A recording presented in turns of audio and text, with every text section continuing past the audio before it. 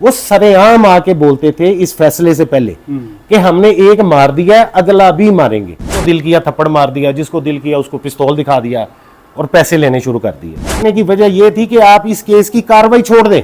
ये उजरती कातलों में भी अब इसका शुमार होना शुरू हो गया हुआ कि इसने इससे पहले भी अपने कई दोस्तों को इसी तरह मारा हुआ है। ये यंग बच्चा है, लड़का, ये बदमाशी कर रहा है, जिसको दिल करता थप्पड़ मारता, जिसको पिस्तौल दिखाता, पूरे रोड पे उसकी हर चीज फ्री है। अस्सलाम वालेकुम नाज़रीन, मैं हूं एडी मलक और आज की हमारी वीडियो एक ऐसे कत्ल की वारदात की है जो दो दोस्त आपस में गली मोहल्ले में बैठा करते थे, इकट्ठे काम करते थे, लेकिन ऐसा दोस्त जिसके दिल में ऐसा बुग़्ज़ पैदा हुआ कि वो दोस्त की कामयाबी को ही ना बर्दाश्त कर सका। ये कहानी है राना आसफ, जिसे उसी के दोस्त ने उस वक़्त कत्ल किया जब वो अपनी मोटरसाइकिल पार्किंग से लेकर अपने घर वापस आने की तैयारी कर रहा था। तो उसे क्यों कत्ल किया, क्यों दोस्त के दिल में जो है वो नफ़रत पैदा हो गई थी कि वो उससे बर्दाश्त ना हो सकी और उसने अपने ही दोस्त को मौत के घाट उतार दिया। यकीनन ये जो दोस्ती वाला जो मामला है, जो कि एहसन और अमीर बलाज का, जिसने अपने ऐसे दोस्त को कत्ल करवा दिया और दोस्ती के नाम पर वो जो दब्बा था, ये सिर्फ एक एहसन ही अकेला दब्बा नहीं था, बल्कि ये और भी इस माशरे में बहुत सारे ऐसे वाक़यात हो चुके हैं जिस पर आए गाहे बगाहे हम आपके सामने ऐसे वाक़यात को सामने लाएंगे और आपको बताएंगे कि दोस्ती अब बिल्कुल भी एतबार का रिश्ता नहीं रहा, बल्कि दोस्ती की आड़ में लोग ऐसे ऐसे यार मार गद्दार पैदा हो चुके हैं जो दोस्त की कामयाबी को बर्दाश्त नहीं करते। इसी पर कुछ नई पेशरफ्त हुई है और मरहूम मकतूल आसफ के जो कातिल थे उनको उम्र कैद की सज़ा जो है वो सुना दी गई है, लेकिन उसको सज़ा सुनाने के फौरी बाद और उसी दिन, उसी रात जिस दिन ये सारी अदालती कार्रवाई जो है वो अपने इख्तिताम को पहुंचती है, तो उसी मुल्ज़म के जो लवाहिकीन है, जो उसका गैंग था, जो इस तरह के वाक़यात में आगे आगे पेश है, और उन लोगों ने इस घर पर दोबारा इस फैमिली पर जो है वो अटैक कर दिया, जिसमें 2 लोगों को जो है वो गोलियां मारी गई। ये सारा वाक़या है क्या, क्यों आसफ की जान ली और अब ये क्यों इनकी जान के दुश्मन बने हुए हैं। मेरे साथ आसिफ के भाई मौजूद हैं, हम इनसे सारा वाक़या जानते हैं। अस्सलाम वालेकुम। वालेकुम अस्सलाम। सर, नाम बताइएगा क्या है? मेरा नाम है जी राना जाहिद। राना साहब, ये क्या वाक़या हुआ था? और यकीनन आसिफ भाई की जो स्टोरी है वो पहले चल चुकी है, लोगों को पता है, और जो आसिफ को कत्ल करने वाला जो उसका दोस्त यार मार जो मुल्ज़िम था, उसको सज़ा हुई है, कौन सी सज़ा हुई है उसे? जनाब, ये बकुआ है 26/10/2020 का। ठीक है। 9 रबीउल अव्वल था। मेरा छोटा भाई, सुबह हम दोनों शॉप पे जाते हैं। ये मैं पहले भी इंटरव्यूज में बता चुका हूँ, ठीक है, लेकिन मैं दोबारा रिपीट कर देता हूँ। उस दिन सुबह के टाइम हम शॉप पे इकट्ठे जाते हैं। रात जाहिर है कि रूटीन के साथ 9 बजे 9:30 बजे हम दुकानें बंद करते हैं। 9 बजकर कुछ मिनटों पे दुकानें बंद करके हम लोग घर की तैयारी में थे।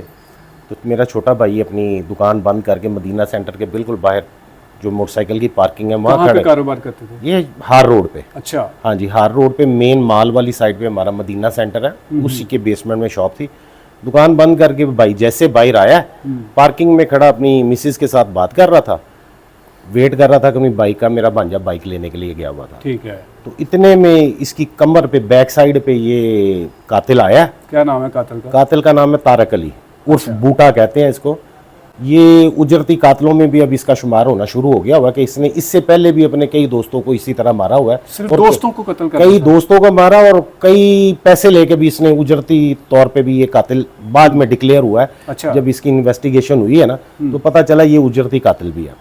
इसने आके पीछे से मेरे भाई को ब्रश मार के फायर किए, जो 3 फायर लगे थे, जो 2 उसकी पसलियों में से यानी उसके फेफड़ों में और एक जिगर को फाड़ता हुआ मौके पे मेरे भाई की डेथ हो गई थी। बिल्कुल जवान साल था, कोई लड़ाई नहीं, कोई ये नहीं किया कि आके उसको बुलाया हो या उससे कोई लड़ाई झगड़ा किया हो, गाली गलौच हुई हो।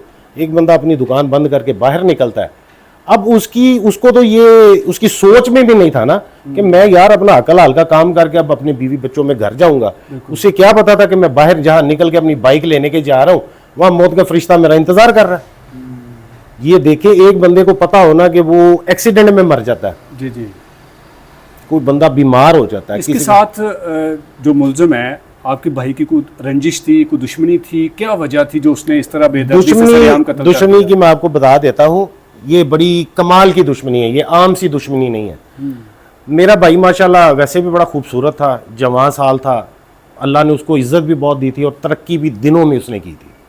हार रोड पे एक छोटे से काउंटर से शुरू करके मेहनत मजदूरी करके उस बंदे ने अपनी दुकानें ली। अच्छा, माशाल्लाह। हाँ जी, फिर इंपोर्ट करनी शुरू कर दी। वो जैसे ही उसकी जो तरक्की और इज्जत है ना, वो उसकी जान की दुश्मन बन गया, उसका पैसा ही उसकी जान का दुश्मन बन गया। ये लोग तकरीबन दोनों ऑलमोस्ट 30 साल से ज्यादा की इनकी पुरानी दोस्ती थी। अच्छा, एक ही गली की, क्योंकि हम लोग शहर में रहते हैं तो हम इनको आम लफ्जों में कह सकते हैं कि ये दोनों एक थड़े पे बैठे हुए दोस्त थे, ठीक है। जिनमें से एक उठ के मेहनत मजदूरी करके अल्लाह ने उसको तरक्की दे दी, वो कामयाब हो गया, और दूसरा वैसे ही थड़े बाज रहा, किसी से पैसे ले लिए उधार, कई लोगों से उधार पैसे लेके बाद में बदमाशी करके उसको पैसे नहीं देते ये लोग। जिसको दिल किया थप्पड़ मार दिया, जिसको दिल किया उसको पिस्तौल दिखा दिया और पैसे लेने शुरू कर दिए। आज भी इनके घर में जितने इसके भतीजे हैं, जिसमें उसामा अब भी वो वकूए में शामिल है, इसी वकूए में जो 324 हुई है, बिल्कुल, तो वो अभी भी ड्रग्स बेचता है। अच्छा, हाँ जी, इनका गैंग बड़ा पावरफुल है, ये लोग इनके खिलाफ कोई बंदा गवाही देने को तैयार अच्छा। नहीं ये है। जो 324 वाला वकूआ जो आपके दो लोगों को जो इन्होंने आके हिट किया, बल्कि हिट नहीं किया, जान से मारने की कोशिश की, तो ये किस दिन वकूआ हुआ था? और जो आपके भाई का कातिल था, जो यार मार उसका दोस्त था, उसको सजा क्या हुई है? सर ये 26/10/2020 से ये वकूआ हुआ, 4 साल हमने ये केस लड़ा है। 4 सालों में आप हमारे पूरे इलाके से पूछ सकते हैं कि हमने किसी भी किस्म की इनको कभी गाली दी हो, इनसे कभी हाथापाई की हो। कानूनी कार्रवाई ज़रूर की है अल्हम्दुलिल्लाह, और मैं बड़ा मशकूर हूँ अपने पुलिस महकमे का, जिन्होंने हमें इंसाफ दिलाने में भरपूर जो उन्होंने काविशें की हैं। अल्लाह ने हमें इसमें फतह याब किया है। ठीक है। जिस जगह पे भी गए अल्लाह ने, क्योंकि हक का साथ है, मैं इस चीज़ को बिल्कुल भी 100% एग्री करता हूँ कि अगर आप हक पे हो तो अल्लाह की मदद जो है ना वो सामने हाल हो जाती है। ये लोग, हम लोग जो पुलिस के महकमे को इतना बदनाम करते हैं ना, सब लोग नहीं है उसमें बुरे, ऐसे ही है, चंद लोग बुरे हैं बिल्कुल, जिन्होंने बाकी अच्छे लोगों को भी बदनाम किया हुआ है। मेरी नज़र में सारी पुलिस गंदी नहीं है, क्योंकि जिन जिन अफसरान ने मेरे भाई के कत्ल की तफ्तीश की है, मेरी आज भी छोटे से बड़े लेके सब उनके लिए दुआएं करते हैं कि उन्होंने मैं हक दिलवाया। वाह, जबरदस्त, अल्हम्दुलिल्लाह। बिल्कुल।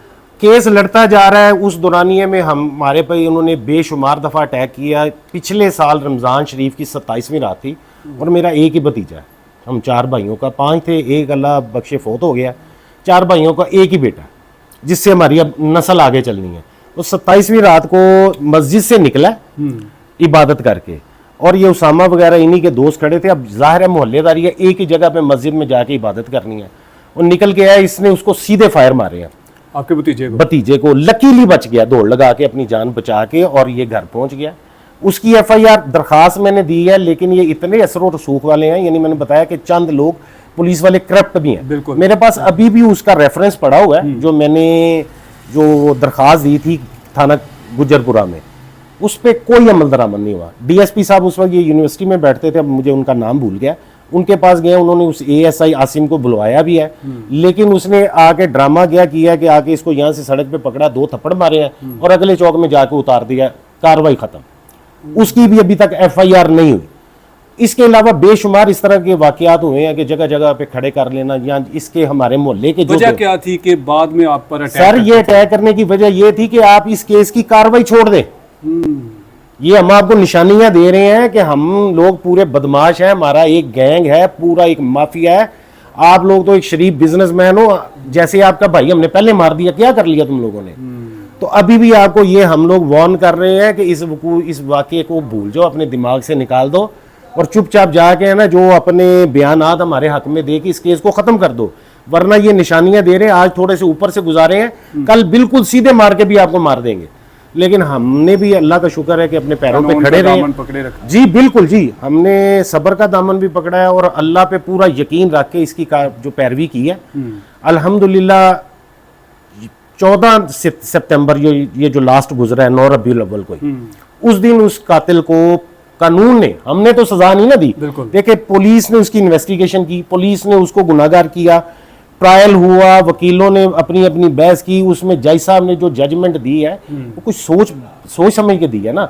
ये भी तो कर सकते थे, जो अब 2 बंदे उन्होंने इसमें से बरी कर दिए हैं, क्यों कर दिए हैं? हमने उस पर ऑब्जेक्शन नहीं कोई भी किया। अच्छा, मुलजम टोटल कितने थे? ये इनमें से एक जो मेन फायर मारने वाला था, इसी का सगा बड़ा भाई ताहिर अली, जिसने ललकारा आके मारा था हर रोड पे। अच्छा। कि आज ये राणा आसफ यानी आशी इसको बोलते थे, बच के ना जाए। अच्छा, इसी ने उसको तैश दिलाया, उसने फायर कर दिए। अगर ये ललकारा ना मारता, हो सकता है कोई बात, अब क्या कहें, वो घर से प्लानिंग करके आए थे, मारना था, उन्होंने उसको मार यानी दिया। कि अदालत में उन दो मुल्जमान के खिलाफ सबूत नहीं आ सके, नहीं इस दे वजह से सके, वो बरी हो गए। वो बरी हो गए।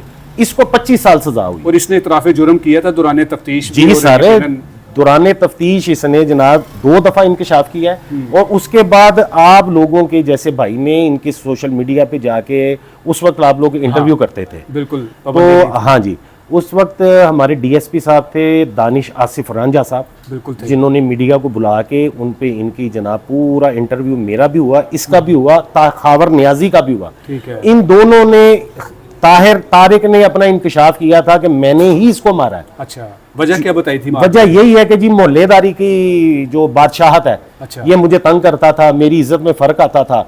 अब मोहल्ले की जो पहलवानी होती है उसमें फिर इसी तरह होता है। वो तो सीसीपीओ साहब को जनाब इंस्ट्रक्शनें दे रहा था कि आप इस तरह करें, इस तरह करें। मुल्जिम? जी, मुल्जिम, मैं आपको उसका भी जो है ना वो आपको लिंक सेंड करता हूँ, आप उसको जरा चेक कीजिएगा। तो उसमें इसने आके सारा इंकशाफ किया है। इसने फिर 2 नंबर 1 बेल करवाई, उसके बाद ये दोबारा फिर पकड़ा गया।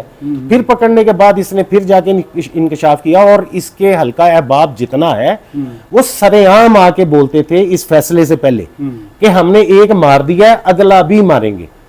मुझे पूछने वाला कोई नहीं है सर, इसी बात पे तो बरामद क्यों नहीं कर पा रहा एडी भाई, इसी बात पे तो हम लोग आज तक हैरान हैं। हाँ। कि ये हमारी गवर्नमेंट क्या कर रही है। हम लोग टैक्स पेड हैं। आज 4 साल और तकरीबन 10 दिन हो गए हैं। मैं एक शरीफ बिजनेसमैन हूँ, मेरी हार रोड पे दुकान है। मैं सिक्योरिटी की वजह से मुझे इतने थ्रेट्स हैं कि तुझे जैसे नहीं, क्योंकि टोटल मैं ये केस को डील कर रहा था, तो सबसे ज्यादा सेंसिटिव पर्सनैलिटी इस घर में फैमिली की मैं ही, कि वो चाह रहे हैं कि भी मुझे मार देंगे। तो ये तो बेचारे मेरे बुजुर्ग भाई हैं, ये तो बिल्कुल बुजुर्ग हैं, किससे लड़ेंगे? किससे लड़ेंगे? केस बिल्कुल रास्ता साफ हो जाएगा। 4 साल और 10 तकरीबन दिन हो गए हैं, मैंने अपनी दुकान नहीं खोली। अब मुझे बताइए, उसका फैसला आप ये ज़हन लेके बैठे हुए थे कि जी ये केस खत्म होगा, इस मुलजिम को, मुजरिम को सजा मिलेगी और मैं जाके इज्जत से अपना कारोबार करूंगा। उन्होंने 10-20 घंटे का भी इंतजार नहीं किया।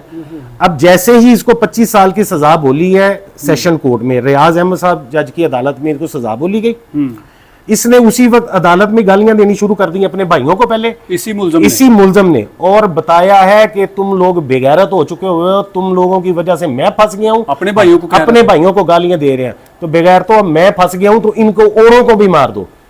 उसी वक्त सेशन कोर्ट में इसने रास्ते में आते आते पुलिस को कस्टडी में इसने ये गालियां दे के कहा कि मार दो इनको।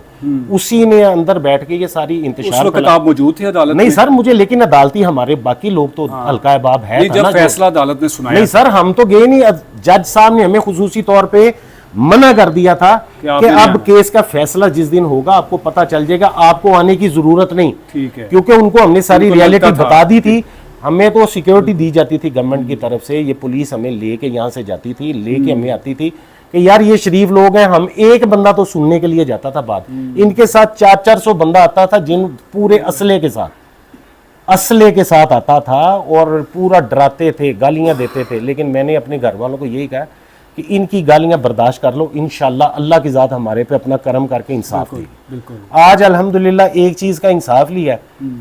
अब हम ये सोच के बैठे हुए थे कि यार हमारे जो बाकी मामलात हैं वो बदला पूरा हो गया, हमारे भाई को इंसाफ मिल गया, अब हम इज्जत से जाके अपना कारोबार करेंगे, आसानी से घूमे फिरेंगे। इनको भी पता चल जाएगा कि एक उनका मरा है, दूसरा हमारा फंस गया, तो नेक्स्ट जो फर्दर कोई इस तरह की प्लानिंग नहीं ये करेंगे। लेकिन आफरीन है कि जनाब उन्होंने 20 घंटे भी नहीं पूरे निकाले और रात को आए हैं, आते ललकरे मारे हैं इधर आके, तो जनाब अंधाधुंध फायरिंग करके डायरेक्टली मेरे बुजुर्ग भाइयों को इन्होंने मारा। उस वक्त मैं घर पे नहीं था। अच्छा। दो कोड किया है, उनको इन्होंने डायरेक्ट फायर मारे। कौन आया था? ये आए थे जी, इसी तारक अली का भतीजा उसामा, इसी के दोस्त यहाँ पे एक बॉबी गुजर और नोमी गुजर फैमिली है जी, बदमाश लोग हैं। हम तो बिल्कुल शरीफ आदमी है कि हमने तो गाली निकालने भी हमारे में हिम्मत नहीं है। लेकिन हमारी वो आए हैं जी, आके तो फायर मारे हैं। लकीली मेरे बड़े भाई बचे हैं, तो एक मेरे पास बच्चा काम करता है, उसकी पाँव पे टांग में लगा है, दूसरे भाई को इसने मारा है तो वो 2 फायर ये वसीम को लगे। यानी कि सीधे फायर और जान से साथ मारने उसकी की वीडियोस मेरे पास मौजूद हैं, FIR हो चुकी है। हम तो ये कह रहे हैं कि अब देखिए नेक्स्ट हम सारी जिंदगी FIR नहीं करवा सकते। बिल्कुल, बिल्कुल। हमारा तो पैगाम गवर्नमेंट को भी यही है कि जनाब अगर आप लोग कुछ नहीं कर सकते, वजीर आजम साहब से भी यही गुजारिश है कि जनाब ये माफिया कब तक शरीफ आदमियों को, ताजरों को तिजारत नहीं करने देगा। ये हम लोग ही हैं जिनकी वजह से ये मुल्क चल रहा है। बिल्कुल ऐसे ही। हम लोगों के टैक्स से ये मुल्क चल रहा है। अगर ताजिर बरादरी तिजारत नहीं करेगी तो मुल्क तो दिवालिया हो जाएगा। बिल्कुल। हम लोगों को क्या सिक्योरिटी दी जा रही है कि एक भाई मरवा दिया और पूरी मार्केट हमारी जो है वो डर के मारे कोई बंदा हमारी तरफ से बयान नहीं देता है।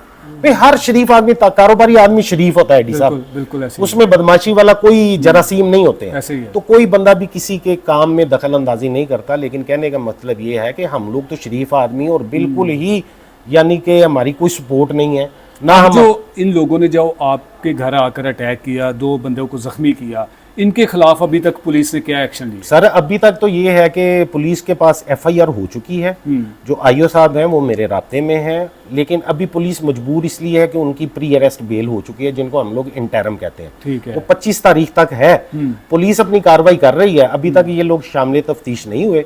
पुलिस इंशाल्लाह 25 तारीख को अदालत में पेश होगी और इनकी जमानतें खारिज करके इंशाल्लाह इनको कैफरे किरदार तक यानी कि अब जो मुलजम तारिक था उसका जो भतीजा उसामा जिसके बारे जी में वो जनाब इस इलाके का अब डॉन है। हाँ, लेकिन हालिया कुछ दिन पहले DIG फैसल कामरान साहब ने पूरे लाहौर की जो पुलिस है उसको बुला के बड़ा सख्ती से कहा था कि किसी भी इलाके में अगर कोई बदमाश, अगर कोई बत्ताखोर, अगर कोई गुंडा है तो हमें बताएं, हम उसको जो है वो नकेल डालेंगे। तो आप उनसे राब्ता करें, बताएं उनको। सर देखें हमारी तो रसाई नहीं है इतनी, ना हमें इन चीज़ों का पता है। हम तो सिंपली आपको बताया कि बिजनेसमैन है। हमें तो अभी डर की वजह से घर से नहीं निकलते हैं कि जनाब पता नहीं चलेगा कि कब ये जनाब। ये तो पैगाम मैं AD साहब आपकी वसासत से देना चाहूंगा वजीर आजम साहब को और वजीर आला खुसूसी तौर पे मरियम नवाज साहबा को और IG पंजाब साहब को। ये मैं जनाब अब मैं मेरा आंसू नहीं निकल रहे हैं, लेकिन आप फील कर सकते हैं कि एक का पहले जवान साहब भाई मार दिया गया है और अब उनको इस इलाके में रहने नहीं दिया जा रहा। अब या तो हमें ये फिर अथॉरिटी दी जाए कि जनाब हम लोग आपकी कोई हेल्प नहीं करेंगे, बिल्कुल आप लोग भी बंदूकें उठाएं और सीधा हो जाए। फिर क्या होगा, ये कुत्ते की मौत, जो बुजदली वाली मौत मरने से बेहतर है कि हम भी 2-4 किसी के लेके मरें। लेकिन हम इस तरह नहीं करना चाहते। हम आज भी गवर्नमेंट से, तमाम अदलिया से, इदारों से और कानून से उम्मीद लगाई हुई, कानून से ये रिक्वेस्ट करेंगे कि खुदारा हम जैसे शरीफ लोगों की थोड़ी सी मदद की जाए। ये लोग एक गैंग बना हुआ है, पूरा माफिया है जो आके इससे और ज्यादा क्या उनकी दलेराना होगी कि उनको पता है कि यार हमने पहले भी किया था तो पकड़ा कोई नहीं गया, एक को सजा हो गई है, इनको फिर एक आध मार के और इसकी सुलह कर लेंगे। अभी उनके पास ऑप्शन है कि जी मुझे मार देंगे और जाके मेरे बड़े भाइयों से कहेंगे जी उसको निकलवाओ, नहीं तो आपको भी मार देंगे। अब आहिस्ता आहिस्ता मरने से बेहतर है फिर हम भी को कदम उठाएंगे। तो मैं जनाब सबसे ये रिक्वेस्ट करता हूँ कि खुसूसी मरियम नवाज साहबा जो हमारी वजीर आला हैं और जनाब शहबाज शरीफ साहब जब तक वजीर आला थे पाकिस्तान में, पंजाब में ख़ास तौर पे बहुत अमन रहा है, तो इनसे जनाब हम रिक्वेस्ट करते हैं कि आपकी मेहरबानी है कि हमारी कोई मदद की जाए। इस तरह के लोग आज हमें कर रहे हैं, कल किसी और को भी करेंगे। ये तो इसी तरह इनको शय मिलेगी। और आज ये यंग बच्चा है, लड़का, ये बदमाशी कर रहा है, जिसको दिल करता है थप्पड़ मारता है, जिसको पिस्तौल दिखाता, पूरे रोड पे उसकी हर चीज फ्री है। नाजायज फरोशी ये करते हैं बैठ के। इन्होंने एक दुकान पान की बना ली है या उसमें थोड़ी सी एसेसरीज रख ली हुई हैं, वो एक दिखावा है। बाकी ये टोटल इलीगल एक्टिविटीज में हैं, जो कि आइस बेचते हैं, शराब बेचते हैं, हर किस्म का ये नशा लोगों को बेचते हैं, लेकिन उनकी तरफ कोई बंदा मुंह ही नहीं करता। बिल्कुल अब हमें जी इतनी दहशत है कि उनके खिलाफ कोई बंदा भी किसी किस्म की कोई कार्रवाई नहीं कर रहा। तो आप लोगों से बड़ी इल्तमास है जनाब के, और बड़ा हम आपके शुक्रगुजार हैं कि आपने टाइम निकाल के हमारे पास आके हमारी इल्तिजा सुन रहे हैं। आपकी मेहरबानी है कि वज़ीर आला साहब और IG पंजाब साहब से ये खुसूसी रिक्वेस्ट करते हैं कि खुदारा हमें कोई किसी किस्म की भी प्रोटेक्शन दी जाए। हम लोग बिल्कुल भी सेफ नहीं है, ना हम कारोबार कर सकते हैं, ना हम सड़क पे घूम सकते हैं। यानी इवन के यहाँ तक है कि हमारे घर का कोई फर्द बीमार हो जाए तो हम 20 लोग कोई मोतबिर इकट्ठे करते हैं तो उनकी जो है ना वो साथ उनको ले जा के तो किसी को हॉस्पिटल में, यानी आज हमारे घर में कोई बीमार हो जाता है ना तो हम मोहल्लेदारों को कहते हैं यार मेरा बच्चा बीमार है, इसको जरा डॉक्टर पे चेक करवाओ। कि मैं अगर डॉक्टर पे गया, इनको पता चल जाएगा कि डॉक्टर पे, वो ना हमें डॉक्टर पे जाके मार दें।